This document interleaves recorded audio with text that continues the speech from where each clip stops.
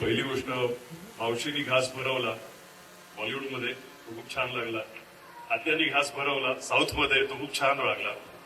पण आपल्या मायनी, आपल्या आईनी जो घास भरवलेला तो खूप मस्त.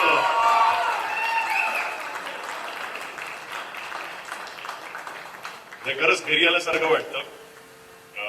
मी आणि प्रीतम आम्ही खूप जुने मित्र आहोत आणि क्रिकेट खेळता खेळताच मला प्रीतम म्हणाला, मी फिल्डिंग करत होतो, दादा एक आपल्याला प्रोजेक्ट करायचा आहे. म्हटलं हा. क्रिकेटच्या ग्राउंडवर प्रोजेक्ट आमचा ठरत होता, पण कदाचित तो दुर्दैव म्हणा काय म्हणा, तो प्रोजेक्ट झाला नाही. काही पिरियड नंतर परत प्रीतमचा मला फोन आला की दादा एक प्रोजेक्ट करतोय मी, त्याच्यामध्ये असं असं कॅरेक्टर करणार का. म्हटलं अरे प्रीतम, मी सिलेक्टेड कॅरेक्टर करतोय सध्या, तर हे नको, आपण पुढच्या याच्यामध्ये नक्की करू. तो चित्रपट होता अल्याड पल्याड. आणि नंतर परत काही दिवसानंतर मला प्रीतमचा फोन आला की दादा हे कॅरेक्टर तुझ्यासाठी लिहिलेलं आहे, ह्याला नाही म्हणायचं नाही. सो त्या ह्याच्यावरनं माझी कबाडकुंडला सुरुवात झाली. कबाडकुंडाच्या सेटवर आल्यावर पहिलं काय झालं तर कुशल, प्राजक्ता, वैष्णवी, स्मिताजी, रसिकजी, संदीप, आमचे सगळे हे मित्र, मला मैत्रीचा कबाड मात्र मला तिकडे मिळालं.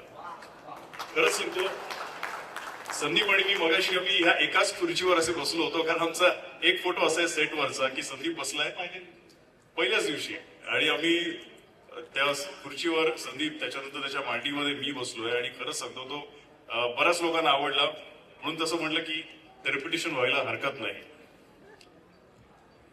मराठी चित्रपटाच्या ऑफर्स तशा येत नव्हत्या, कारण आपल्या मराठी चित्रपटाचे जे दिग्दर्शक आहेत त्यांना एक प्रतिभा लागते त्या आर्टिस्टची, जी प्रतिभा संदीपकडे, जी प्रतिभा प्राजक्ताकडे, कुशलकडे, सगळ्यांकडेच आहे.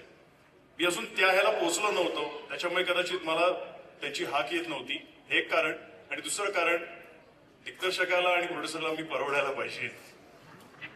सो जोक्स अपार्ट, प्रीतमनी सांगितलं, रसिकजींनी सांगितलं आणि मी या प्लॅटफॉर्मवर आलेलो आहे. आणि जसं सांगितलं तसं चित्रपटाची कथा अशी आहे की काय होतं,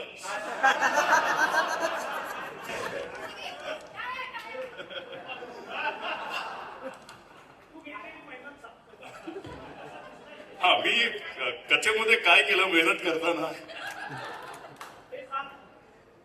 तर मेहनत करताना कथेचा असा भाग येतो, जोक्स अपार्ट. पण खरंच सांगतो खूप छान असा प्रोजेक्ट बनलेला आहे. आणि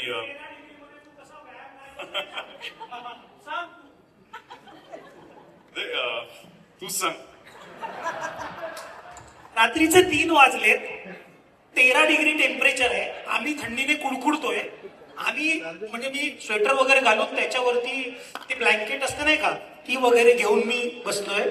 आणि हा माणूस ते लाईटचा स्टँड असतो नाही का, चलो चलो शॉट रेडी आहे, शॉट रेडी आहे, अरे देवा किधर आहे, तर तो स्टँड घेऊन हा माणूस म्हटलं जाऊ दे ना देवा, पाटकर संपवून टाक ना आता. पण काय करणार, माझ्यासमोर माझा आदर्श होता ना, कुशल पत्रिके हा माझा व्यायामामधला आदर्श आहे. कारण मी आतापर्यंत हे पण तुम्ही मला कोलॅप करा. बरं, अजून एक गोष्ट कोलॅप करूया आपण. पण जेव्हा जेव्हा मी त्या सेटवर पंपिंगसाठी व्यायाम करायचो, त्या कुशल घ्यायचा आणि मोजायचा, आणि माझ्याकडचे ते रबर सुद्धा त्यांनी घेतलेले आहेत एक्सरसाइजचे रेजिस्टन्स बँड, तो स्वतः सुद्धा करायचा. तो खूप छुपा रुस्तम आहे, पण तो लपून छपून व्यायाम करत असतो. तिकडे सुद्धा स्वतः तो नीट दिसावा यासाठी तो सुद्धा रात्रीचे 3 वाजता सुद्धा तो माझ्या बरोबर पंपअप करायचा. नाही नाही, मी तुम्हाला सांगतो, आज हा उगाच हे करतोय, पण शशांक शेंडे सर आमच्या बरोबर, मला वाटतं ह्या सिनेमाचा अत्यंत अविभाज्य, सर प्रीतम सर प्लीज इथे या, तिकडे या.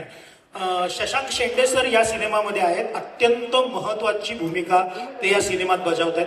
म्हणजे तुम्ही असं म्हणा की एखादा वाडा असेल तर त्याचे जर का एक 15 पिलर असतील आणि एक मधला जो महत्वाचा खांब असतो की नाही, तो म्हणजे या सिनेमातला शशांक शेंडे सर आहेत. तुम्ही काय सांगाल सर शेंडे फळांविषयी?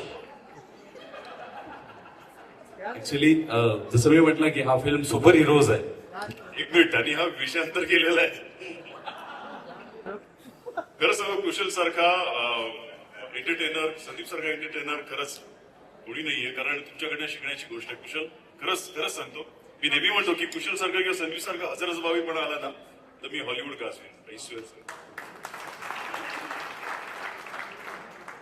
कुशलनी सांगितल्याप्रमाणे आम्ही चला 1.5 शिफ्ट लावूया म्हणून आमचे प्रीतम सर प्रत्येक वेळी आम्हाला सांगायचे. मग आम्ही 1 शिफ्टची तयारी करायचो. 1.5 शिफ्ट, 12 वाजले, 2 वाजले, 3 वाजले, पॅकअप. आम्ही धडपडत हॉटेलला जायचो. भूक लागलेली असायची. हॉटेलला गेल्यावर मी संदीपला फोन करणार, संदीप फोन उचलणार नाही. मग मी कुशलला फोन करणार, कुशल मी मॅगी करणार आहे, खाणार आहेस? अरे रात्रीचे 3:30 वाजले, तू आता काय देवा मॅगी खातोस? म्हणून हा फोन ठेवून द्यायचा. 15 मिनिटानंतर परत कुशलचा फोन, अरे देवा मॅगी झालीये का? भूक लागली. जसं आम्ही 3:30-4 वाजता मॅगी खायचो, चहा प्यायचो, कॉफी प्यायचो. खूप मजा केलेली आहे सेटवर. आणि प्रीतमचं खरंच कौतुक आहे. आमच्यासारखे आर्टिस्ट करणार म्हणजे आम्ही खरंच गुणी आर्टिस्ट आहोत. मला स्क्रीनवर मला माहित नाही, पण कामासाठी मी नक्कीच गुणी असेल. पण खरंच सांगतो आमच्यासारख्या माणसाकडनं तू एवढं खूप छान काम करून घेतलेलं आहेस, खूप छान घडवलंयस आम्हाला तू. आणि ह्याचं कौतुक रात्री 12, दुपारचे 12, दुपारचे 2 रात्रीचे 2 कधी असो, याची एनर्जी एक कणभर सुद्धा कमी झालेली नाही.